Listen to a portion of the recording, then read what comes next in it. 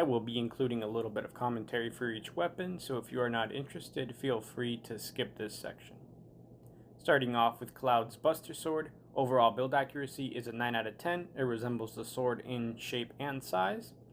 Sturdiness of the build is an 8 out of 10, build is rather sturdy, but the blade handle can be a little bit loose depending on how worn out the pieces are that you use for the build.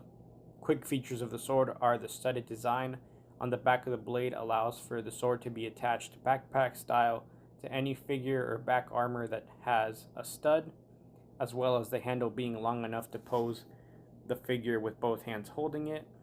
This is what sets it apart from other designs that you can find online. Next we have Clive's Invictus sword. Overall build accuracy is a 7 out of 10.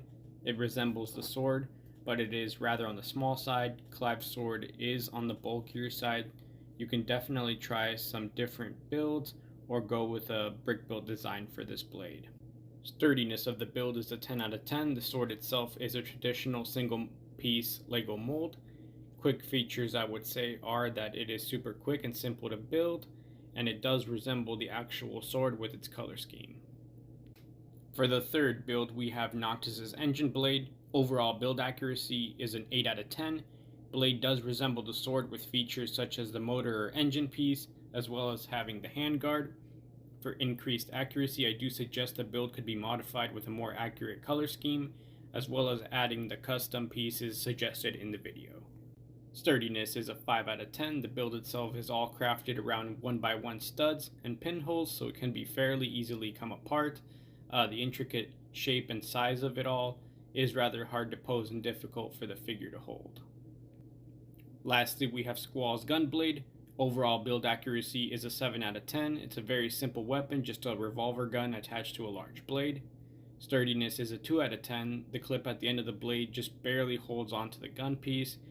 Quick features I would say are the weapon itself is a single molded Lego piece, so the figure can hold and pose easily.